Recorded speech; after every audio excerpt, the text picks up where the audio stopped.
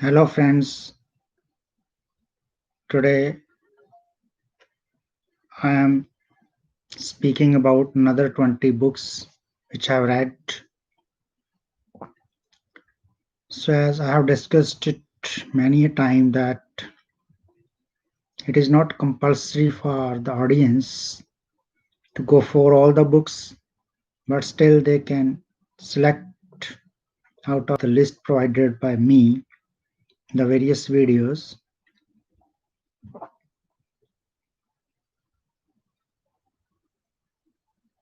As far as I know that person Osho, he has read more than 1 lakh books, and I have gone through the reading list of many prominent people. Marilyn Monroe to have read about 500. Other people may be giving the list of those books which have influenced their life. So it's difficult to say that how much books anybody has read in the lifetime, because so many sites I have visited and have put in the Google also that how many books the persons have read. And there is not a detailed list, but I certainly can say that the Khushwant Singh, Natwar Singh from India, and Salman Rushdie, and you can say V.S. Naipaul, Jhumpa Lahiri. These are the people who may have read so many books, and they become writers also. Even politicians too have shared their list of the books. Earlier, I have seen the newspaper in which yearly they were giving account of the books that they have read these books. Sonia Gandhi was mentioned in India, and even L.K. Advani is also a voracious reader of the books. So, but to find the list available with these people and which books they have loved or liked, that sometimes becomes difficult. So, today's list number 1 book is Women and Men in My Life, Khushwant Singh. So some people, prominent people, which have come to the life of Khushwant Singh, he has mentioned about these. I have read that book in maybe 1997. So I liked this book at that time. And then there is a book, India, an Introduction, Khushwant Singh. This is a small book, but it gives you a good picture of India, about India, Indian people. Khushwant Singh, those who know about India, they can go for this book. Then towards the end of his life, Khushwant Singh has written Khushwant Nama. That is Lessons of My Life by Khushwant Singh. It is a small book, but it was also a good book. Then next I have read by Khushwant Singh again is Sex, Scotch and Scholarship. That book is also a good one. Then there are certain Punjabi books which I am going to speak on now. One is Jangnama by Shah Muhammad. I liked that in Punjabi, but it is so it for restricted audience. Then Heer Waris Shah, that is again for, you can say, small audience. Then there was a writer in Punjabi, Sukhbir. He was living in Bombay. He died few years ago. And there is Smriti Granth written on the about the books and about his lifetime. That is a big volume. And some professor from Punjab University, Chandigarh, has written it. And when I visited him to buy a copy of this, he gave me it free. When he came to know that I'm a voracious reader of books, so I have read this book also. It was a good book. It is lying with me in my library. Then there was a writer, Balwant Gargi. Loha Kut is the book. Sultan Razia is the book by Balwant Gargi. So these two in Punjabi, you may put it in the second list or you may take it in the first list depending upon your choice. Then Amartya Shergill, I've already discussed about you, are the renowned painter. And there is already one book which I mentioned, I read. This is by Yashodhara Dalmia. So this is also a good book on Amartya Shergill. Then P.V. Narasimha Rao, who was Prime Minister of India during 1991 when economic reforms has been initiated. He has written 3-4 books. I have read 2, and today which I'm going to mention is his that is autobiography kind, that is The Insider.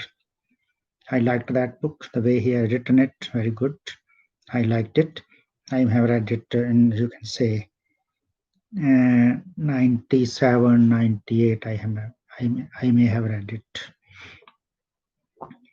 Then there is one book, Nectar in a Sea by Kamala Markandeya.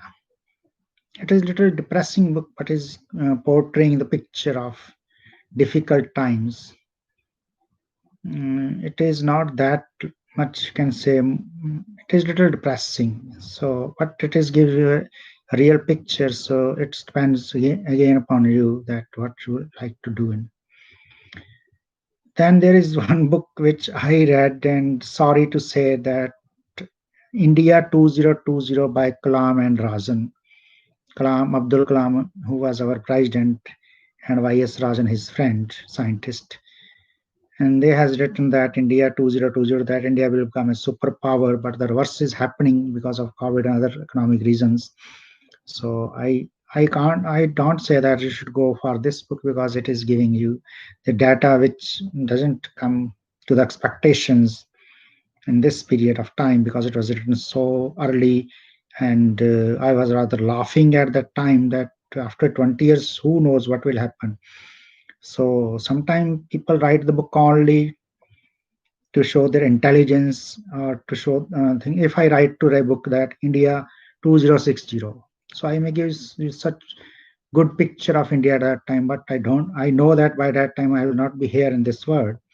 So today, but it can be like a hot cake selling kind of a thing. But the thing is that doesn't give you two pictures. So whenever you're talking of long times and the things you're projecting when you may not be in this world, means after 80 years of your age, if something is happening and you leave the world before 80 completion, then something strange happens, and then nobody's there to blame you because you are not here on the planet Earth. So whom to blame for that? So I doubt that anything has happened according to that. I don't say. So this is the book which you shouldn't read because it is a sheer wastage of time. Then there is Early India by Romila Thapar. So you know the Indian history is being divided into 3 parts. One is ancient India, and one is, you can say, medieval India, and one is the modern India. So Romila Thapar basically focuses on the ancient India. So the book written by Romila Thapar is good one because it is by the historian, a renowned historian. And if you have a little bit interest in the history of ancient times, means before the coming of Mughals, or you can say before 1000 AD. So then you can go for this book. Otherwise, there is no idea of going for this book. And then Two States, the story of my marriage, Chetan Bhagat. It is light book. You can read it and enjoy. You can enjoy it also. Then there is a unknown author, Abba Daiswar. He has written 2 books, Baby Ji, That Summer in Paris. So books are not, theme is a bit bold, and you may skip also. And if you want, then you can go for That Summer in Paris. Baby Ji, you can certainly skip. Mentioning because I could recall that I have gone through this book. Not gone through means I have read it from first page to last page. Then there is another one book by Balwant Gargi, that is Purple Moonlight. You may read it in the according to priority, or you may shift into second list. Then similarly, by Balwant Gargi is The Naked Triangle by Balwant Gargi. Then there is last book Main Tenu Fir Milangi by Amrita Pritam. It is again in Punjabi, so it is up for the restricted audience. You may read it or you may skip it depending upon you. So from today's list, what I have found is there are not many books which are must-read books, but I have shared with you because I was having, you can say, idea of going through these books, and I have read these books, and I have given my opinion also that which book you should read, and which one book which is India 2020. I have told you that there is no need to read because 2020 is right now in front of our eyes. And I have read the book, and nothing has happened according to that book. Rather, it may happen contrary to what it is being mentioned in the book. So there is no idea of going for that book at this juncture.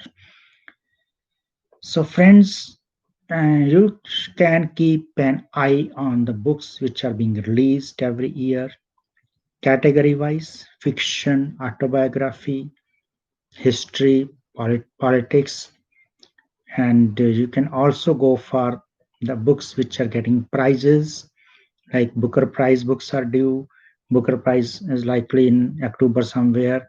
So Nobel Prize for literature may be coming within few days. And so every time, whenever you go for Orange Prize, which book got this prize, and Pulitzer Prize. So all these books you can go through, and even you can go through the list of the books which were recommended for that prize. Obviously, one book which pick up that prize, but recommendations are many. So sometime you may find that a book in the recommended list is good one. Sometimes the book which got the prize, that's not up to that standard or mark, or may not be up to your liking. So this is all I can tell you about the books today, because your thought process is always there, which is working, and consciously or unconsciously, what you have read, that and part becomes part of your thought process. And when you're talking, sometimes you speak the things which comes out from books, but you can't give the reference, right? Because you don't know at that time from where you have read it, or you can't quote it accordingly that it is according to that, because that everything has become part of your thinking process, part of your memory, and it may come in various shape when you're talking, when you're sharing your views. And so certain primary questions of life: what is life, what is God, what is religion, right? And what is karma, what is rebirth, so all these things, and what is the word order, what will be the new word order. So all these things, you will have your own picture, and you will have this solace also that that picture has not one source. You have a number of sources referred for that, and it is the outcome of those sources. So it is more authentic, it's more relevant, it gives you more satisfactory answer to the questions you're asking at the soul level, at the mind level.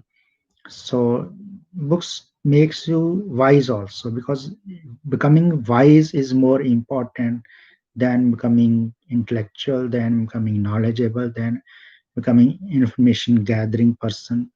So if wisdom is not coming through the books, then books is of no use at all.